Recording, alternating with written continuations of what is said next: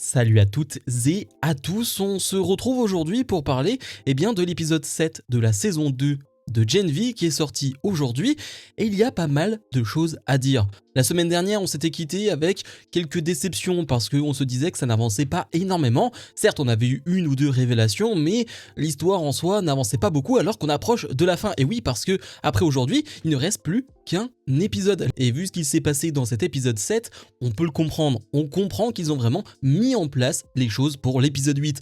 C'est pour cela que l'épisode là, je l'ai plutôt bien aimé. Alors il y a des choses que j'ai moins aimées, mais surtout c'est en termes de surprise. En fait, on nous a teasé quelque chose depuis quelques temps, depuis quelques épisodes, et on a une révélation dans cet épisode, et finalement la révélation, est-ce qu'elle en est vraiment une? C'est ça la vraie question.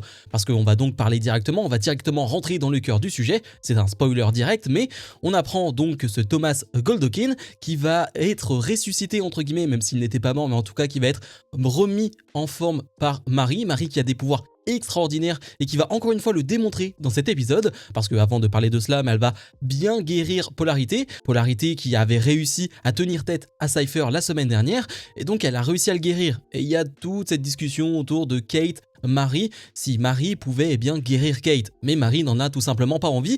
D'ailleurs, une discussion qui est plutôt intéressante et qui aurait dû arriver bien avant. Cette discussion de Kate les a trahis, Kate a été du côté de Vought, c'est une discussion qu'on aurait dû avoir plus tôt dans la saison, lorsque Kate est repassée du bon côté de la force entre guillemets, on aurait dû avoir cette discussion. Là, elle arrive à l'avant-dernier épisode, et on comprend bien sûr l'attitude de Marie qui ne veut pas la guérir, en tout cas qui ne veut pas essayer de la guérir, parce qu'on ne sait pas encore si cela va fonctionner.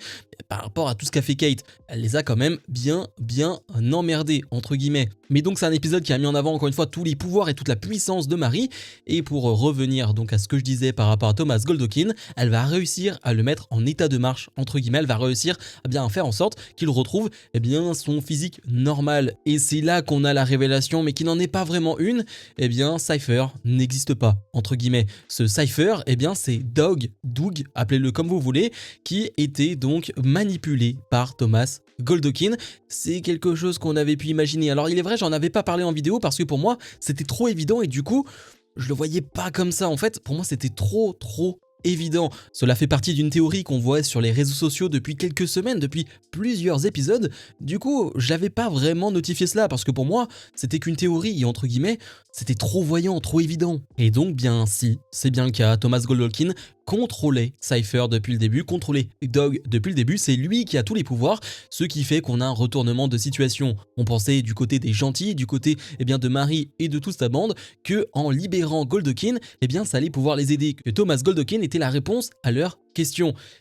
Pas du tout du coup, c'est totalement l'inverse, et malheureusement le voyez un peu venir, avec donc ce Thomas Goldokin qui va se réveiller et qui va montrer l'étendue de tous ses pouvoirs avec cette personne qui a été bisutée. C'était pas hyper drôle honnêtement, ce côté bisutage qu'on a eu tout au long de l'épisode, alors que c'est un épisode qui doit se focus sur l'histoire principale, on a un épisode de la fin, on doit régler quand même pas mal d'arcs, et là tu nous fais des scènes avec ce bisutage qui était vraiment pas drôle, mais du coup ce gars qui a été bisuté va mourir, et c'est Goldokin qui va le tuer, ou plutôt il va le contrôler et va l'obliger à se tuer.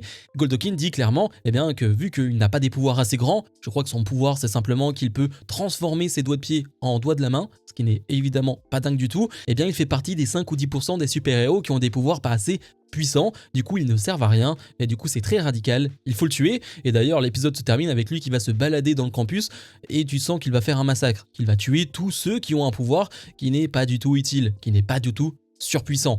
Donc ouais, on le voyait un peu venir, c'est ça qui est un peu dommage. Ça me fait penser à la saison 2 de Peacemaker, je ne vais pas vous spoiler Peacemaker, mais ça m'a vraiment fait penser à ça, à ce côté, on tease quelque chose depuis le début, ça peut pas être ça. Non, si c'est trop évident, et finalement si c'est ça. Donc, et quant à la révélation, tu te dis, ok c'est une révélation, mais en fait on le sentait venir à des kilomètres. En fait c'est une révélation qui n'en est pas vraiment une, et du coup tout ce setup, toute cette mise en place, finalement elle n'a pas servi à grand chose. Sinon dans cet épisode, qu'est-ce qu'on peut retenir d'autre, à part l'histoire principale? Cette grosse histoire qui, je pense, aura une espèce de conclusion dans le dernier épisode. J'ai dit bien une espèce de conclusion parce que je le répète chaque semaine, mais la dernière saison ça va être The Boys, et on va retrouver les personnages de Gen V dans The Boys, ça c'est sûr et certain, parce que ce sera la dernière saison de The Boys. Donc tu vas devoir clôturer tout un arc, toute une histoire.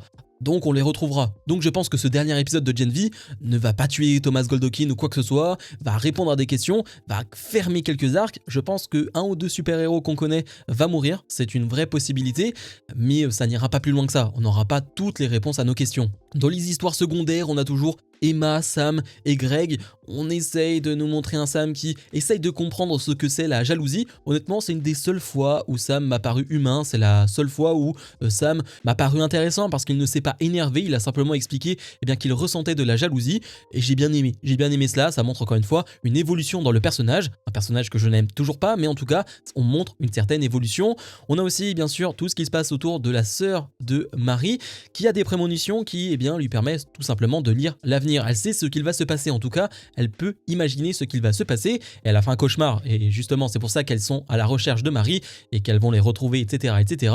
C'est parce qu'elle a fait un cauchemar, et elle voyait Marie dans une mare de sang. Et donc évidemment c'était inquiétant, mais surtout il y a une discussion qu'elle a avec Marie en fin d'épisode, où elle explique qu'elle a vu la mort de ses parents, elle l'a vu venir, elle en a fait un cauchemar, et finalement elle n'a rien fait, entre guillemets. Et donc toute la culpabilité que pouvait avoir Marie, sa sœur Annabeth en a aussi de la culpabilité. Donc elles se rejoignent réellement sur ce sujet-là, et j'ai trouvé ça touchant et je trouvais ça bien parce que ça permet encore une fois de les rapprocher.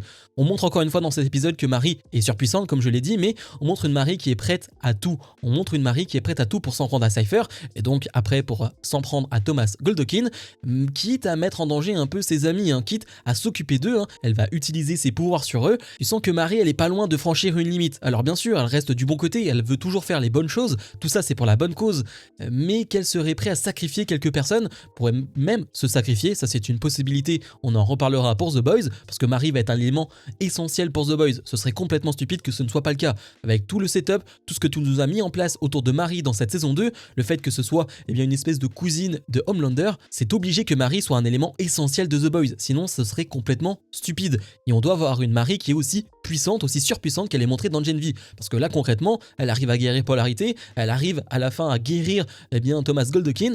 Marie, elle pourrait soigner toutes les maladies du monde, et ça ouais, c'est le plus grand pouvoir de tous, on en a déjà parlé, mais oui, c'est très puissant. Donc on verra bien comment ça va se clôturer la semaine dernière. On fera un bilan bien sûr la semaine prochaine de cette saison 2, parce que vous avez quand même pu comprendre ce que j'en pense de cette saison 2, qu'il y a des hauts, qu'il y a des bas, mais je préférais quand même la saison 1, et je pense que ce sera quand même le cas à la fin de cette saison 2, peu importe ce qu'il se passe dans l'épisode final.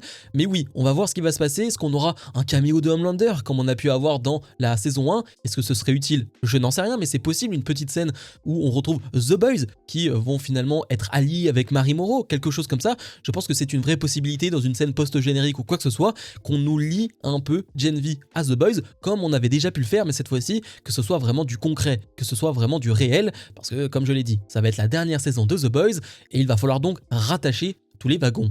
Bref, comme d'habitude, je vous invite à mettre un maximum de pouces vers le haut, à vous abonner, et nous on se retrouve dans la semaine pour d'autres vidéos. Salut!